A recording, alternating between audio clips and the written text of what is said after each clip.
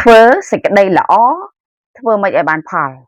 ចាជម្រាបសួរពុកម៉ែបងប្អូនទាំងអស់គ្នាថ្ងៃនេះគឺមកនិយាយអំពីការដែលយើងធ្វើសេចក្តីល្អដែលគេហៅថាយើងធ្វើល្អបានល្អចាក៏ប៉ុន្តែក៏មានរឿងខ្លះក៏យើងធ្វើអំពើល្អទៅវាអត់បានល្អដែរហើយក៏មានពីបងប្អូនដែលគាត់យកមកពេញនិយមចាគេហៅថាអីធ្វើល្អបានចាកន្លែងហ្នឹងណាចាអញ្ចឹងពួកយើងដែលជាមនុស្សដែលពោរពេញទៅដោយសិលធម៌ចំណេះដឹងឥរិយាបថល្អៗមិនគួរនឹងនិយាយពាក្យហ្នឹងបន្តទេដែលធ្វើឲ្យភាសាមួយនេះគឺបច្ច្រាស់អំពីមាគ៌ាចក្រវាឡបច្ច្រាស់អំពីមាគ៌ាព្រះចាអញ្ចឹងព្រះគ្រប់អង្គដែលមនុស្សទូទាំងពិភពលោកចាខំព្យាយាមឲ្យយើងធ្វើអំពើល្អកាលណាយើងនិយាយថាអំពើល្អបានចាអត់ល្អអីចឹងណាចាគ្មានបានប្រយោជន៍អីអ្នកគ្រូមកនិយាយបញ្យល់ចាអញ្ចឹងតែយើងធ្វើអំពើល្អហ្នឹងវាបែបម៉េចបានជាយើងហុចផលដែលមិនល្អមកកាន់យើងចាហើយបើសិនជាវាហុចផលមិនល្អមកកាន់យើងហើយជាវាវិញ្ញាសារបស់ចក្រវាឡចាអញ្ចឹងអ្នកគ្រូមកវិភាគឲ្យអ្នកនរគ្នាមើលចាដើម្បីឲ្យអ្នកនរគ្នាចេះធ្វើអំពើល្អហើយនឹងទទួលបាននៅផលល្អផ្លែផ្កាចាអញ្ចឹងគឺយើងនឹងទៅជែកគ្នាអំពីចាវិធីទាំងអស់គ្នា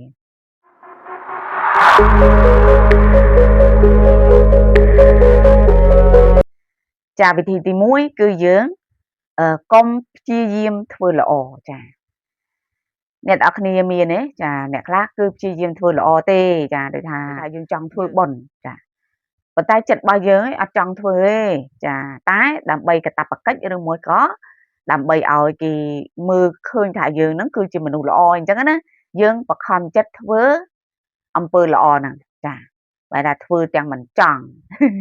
អានឹងចឹងបខំខ្លួនឯងឲ្យធ្វើអំពើល្អចឹងយើងធ្វើអំពើល្អហ្នឹងវាធ្វើមែនហើយតែក្នុងចិត្តរបស់យើងនេះគឺមិនចង់ធ្វើចាអញ្ចឹងយើងមានការមិនជ្រះថ្លានៅក្នុងចិត្តណាចាអញ្ចឹងកាលណាយើងធ្វើដោយ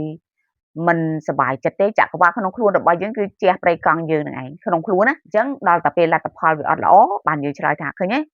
ខ្ញុំថាមិនចង់ធ្វើអំពើល្អហ្នឹងទេចាមិនចង់ជួយទេចាឥឡូវវាហុចផលអញ្ចឹងឃើញទេចា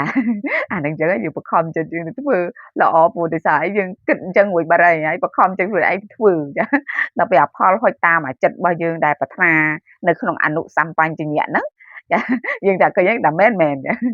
អានេះមកពីយើងចិត្តរបស់យើងទឹកចិត្តរបស់យើងស័ក្តិសិទ្ធិណាស់ហើយទី2វិធីទី2គឺយើងកុំព្យាយាមធ្វើល្អឲ្យលំបាកខ្លួនឯងចាអញ្ចឹងបើយើងខំធ្វើល្អប៉ុន្តែខ្លួនឯងនឹងវាពិបាកចាវាមានបញ្ហាដោយសារមានទុកទោសដោយសារចាអាហ្នឹងយកទ្រូងយើងទៅពាំងអញ្ចឹងរាល់សេចក្តីល្អរបស់យើងគឺអត់បានផលតបស្នងទេព្រោះយើងអាឡ័យតែទទួលកម្មនៃការធ្វើបាបខ្លួនឯងអញ្ចឹងខ្លួនយើងក៏ត្រូវចេះរក្សានៅសុវត្ថិភាពចាដើម្បីជួយគេហ្នឹងឲ្យបានមានសុវត្ថិភាពខ្លួនឯងដើម្បីឲ្យយើង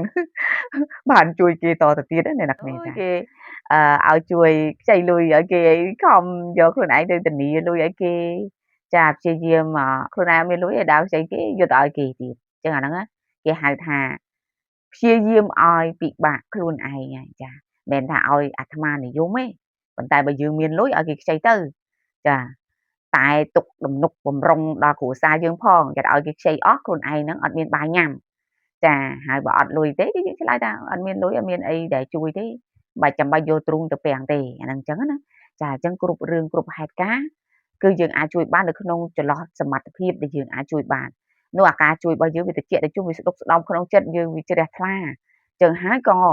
ធ្វើឲ្យយើងនឹងអាចទទួលផលអំពីសេចក្តីល្អរបស់យើងនឹងបានមកវិញលឿនដែរចាហើយវិធីទី3គឺយើងកុំរំពឹងលទ្ធផលតបស្នងរបស់គេចាចឹងមែនតែខ្ញុំជួយអ្នកនឹងចាំមើល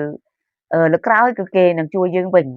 ធម្មតាការគិតរបស់យើងគិតតែយើងគិតធម៌ប្រាថាយើងសាងអំពើល្អទៅយើងនឹងជួបអំពើល្អក៏ប៉ុន្តែកុំផ្ដោតលើបុគ្គលណាអ្នកនរគ្នាចាអញ្ចឹងកុំផ្ដោតលើបុគ្គលថាខ្ញុំជួយអ្នកឯងជួយអ្នកកហ្នឹងអញ្ចឹងអ្នកកហ្នឹងពេលដែលខ្ញុំអត់ស្រួលវិញអ្នកឯងត្រូវទៅជួយខ្ញុំវិញអាហ្នឹងកុំរំពឹងអញ្ចឹងចាដោយសារអីពេលដែលយើងជួយគេគ្នានោះវាមិនទាន់បានស្រួលបួលនៅឡើយពេលខ្លះ ចាអត់ទាន់បានមានបានអត់ទាន់បានរួចខ្លួនផងដើម្បីបកមកសងគុណយើងវាមិនទាន់ឬមួយក៏ភ្លេចអីចឹងទៅចាឬមួយក៏សត្វដែរទៅឆ្ងាយចាឬមួយក៏គេជាមនុស្សដែលមិនសូវចេះដឹងគុណអីចឹងណាអញ្ចឹងបើយើងជួយគេកុំរំពឹងម្នាក់ហ្នឹងមកជួយយើងវិញចាដូចយើងចាំបីបាច់កូនចឹងយើងអត់មានគិតថាចាស់ទៅកូនយើងត្រូវតែមកចាំយើងមើលថែយើងហើយចាអត់ទេគឺយើងគិតឲ្យគេមានអនាគតរីកចម្រើនរុងរឿងទៅចាហើយយើងហ្នឹងក៏មានអីដើម្បីត្រៀមខ្លួនកុំឲ្យផ្ដល់ការលំបាកដល់កូនក៏ប៉ុន្តែនៅពេលដែលយើងមិនបន្ថែមសម្ពាធលើកូនគេនឹងមានលទ្ធភាពធូរធារគេនៅតែមកមើលថែយើងដដែលទេចាតែក៏កុំមុតស្រួចនៅក្នុងការទាមទារលទ្ធផលខ្លាំងពេកគឺយើងដឹងតែអត់ហើយហើយទី4គឺយើងកុំរអ៊ូរទាំចារអ៊ូរទាំក្នុងការជួយអ្នកនរគ្នាចាអញ្ចឹងមួយថាបខំចិត្តមួយទៀតល្អ៊ូជួយហ្នឹងហើយដឹងតែជួយតែល្អ៊ូជួយប្រដៅល្អ៊ូអើយតិចមករតិចមករអញ្ចឹងទៅល្អ៊ូហ្នឹងវាធ្វើឲ្យគុណសម្បត្តិដើម្បីយើងជួយហ្នឹងណាត្រូវបានអស់ចាត្រូវបានអ្នកដែលគាត់មកពឹងយើងហ្នឹងគាត់ស្ដាប់បានអញ្ចឹងគាត់ឈឺចាប់ចាតែឈឺចាប់ចឹងទៅគាត់ទទួលយកទាំងសេចក្តីឈឺចាប់វាទៅជាការល្អ៊ូរបស់យើងហ្នឹងណាទៅជាការប្រមាថមើលងាយវិញគាត់ស្ដាប់ឮអញ្ចឹងចាអញ្ចឹងគាត់ឈឺចាប់គាត់បានការជំនួយដោយកំហឹងរបស់យើងដោយការល្អ៊ូរបស់យើងដែលគាត់នឹងមិនត្រឡប់មកតបគុណយើងទេចាព្រោះថាគាត់ណូតបានកំណត់បាននៅការឈឺចាប់ហ្នឹងទៅវិញណាចាអាហ្នឹងឲ្យជួយគេឲ្យបានហើយវិធីនៅក្នុងការជួយគេឲ្យបានផលវិញអ្នកគ្រូលើកឡើង4ដែរទី1គឺយើងត្រូវចេះជួយគេពី how to ពីរបៀបចានៅក្នុងការដែលឲ្យគេចេះដោះបញ្ហានោះដោយខ្លួនឯងចាមិនមែនយកខ្លួនយើងទៅដោះឲ្យគេណាគឺប្រាប់ពីរបៀបដើម្បីឲ្យគេចេះដោះបញ្ហានោះដោយខ្លួនឯងប្រាប់វិធីប្រាប់កលុកកលៈដើម្បីឲ្យគេដោះបានចាហើយទី2គឺធ្វើម៉េចអនុញ្ញាតឲ្យគេទទួលនៅបទពិសោធន៍ចាបើសិនជាយើងអ្វីក៏ទទួលខុសត្រូវអ្វីក៏យើងទទួលខុសត្រូវអ្វីក៏យើងជួយគេអ្នកហ្នឹងគាត់នឹងស្រួលរហូតដែរចាហើយពេលខ្លះហាមក៏អត់ជឿណែនាំប្រាប់ពីបទពិសោធន៍ពីមុនក៏អត់ព្រមស្ដាប់ដែរចាហើយបើសិនជាយើងអនុញ្ញាតឲ្យគាត់ជួបនៅបទពិសោធន៍ទៅចាដើម្បីឲ្យគាត់ចេះទទួលខុសត្រូវចាចេះគេហៅថាព្រះអង្គនៅសន្ទុះចាពេលខ្លះអ្នកចាស់បុរាណរបស់យើងគេហៅថាមមាញអត់ស្គាល់ភ្លើងអញ្ចឹងពេលខ្លះគឺគាត់ធ្វើអីមួយគឺសុបាយណានៅមានកំណត់ថ្មីឬមួយក៏អីដែលថ្មីចាអញ្ចឹងអត់ដឹងអត់ធ្លាប់មានបទពិសោធន៍ដែលប្រផាអញ្ចឹងគឺទៅឲ្យស្ទុះទៅមានសន្ទុះចាអញ្ចឹងគ្រប់យ៉ាងបើយើងអត់ឲ្យគាត់ជួបនៅបទពិសោធន៍ទេគឺគាត់អត់បានរៀនអ្វីដែលខុសអញ្ចឹងគឺយើងចង់ជួយគាត់តែត្រូវចេះថយដូចយើងមានកូនណាចាដូចកូនយើងដែលគេរត់ទៅបើយើងកូនយើងដួលអញ្ចឹងយើងតែងភ័យស្លន់ស្លោរត់ទៅលើកទៅបោះទៅអីលួងភ្លាមចាប៉ុន្តែបើវិធីសាស្ត្រដែលយើងចង់ឲ្យកូនយើងរឹងមាំគឺយើងអត់ចាំបាច់ធ្វើទេឲ្យគេចេះងើបឡើងដោយខ្លួនឯងចាហ្នឹងគឺជាវិធីមួយចាដែលយើងសង្កេតទៅលើកុមារបើឃើញយើងនៅចិត្តមកវាយំមកអត់ងើបទេតែបើសិនជាយើងធ្វើអត់ឃើញអត់អីចឹងណាចាគឺគេនឹងងើបឡើងអត់យំទេគេបោះដីអីដើរទៅនឹងខ្លួនឯងបន្តទៀតណាចាហ្នឹងអញ្ចឹងយើងមិនថាយើងមិនជួយទេប៉ុន្តែបើសិននៅក្នុងលក្ខខណ្ឌមួយដែលយើងអាចទុកឲ្យគាត់ទទួលបទពិសោធន៍ខ្លះចាបន្ទាប់មកចាំយើងទៅជួយគាត់អាហ្នឹងគឺធ្វើឲ្យគាត់ហ្នឹងបានរៀនពីអ្វីដែលគាត់បានសាងនៅកំហុសឬមួយក៏សាងនៅភាពដែលគាត់មិនទាន់បានជោគជ័យនៅឡើយគាត់ចេះរិះរកវិធីនៅក្នុងការជួយខ្លួនគាត់ដោយបញ្ញារបស់គាត់ចាហើយមួយទៀតគឺយើងបួងសួងសុំជំនួយពីខាងក្នុងគឺយើងអ្នកដែលជាទីស្រឡាញ់យើងបន់ស្រន់ទៅចាសូមឲ្យទេវតាឬមួយក៏កម្លាំងស័ក្តិសិទ្ធិទាំងឡាយទាំងពួងជួយឲ្យគេបាននៅមធ្យោបាយនៅក្នុងការដោះបញ្ហាចាឲ្យបានរលូនសូមឲ្យគេរួចចាក់ទុកចាសូមឲ្យគេមានដំណោះស្រាយល្អឲ្យបានឆាប់រហ័សអញ្ចឹងការបួងសួងដោយសេចក្តីល្អរបស់យើងបើសិនជាយើងជាមនុស្សដែលមានទេវតាមើលថែផង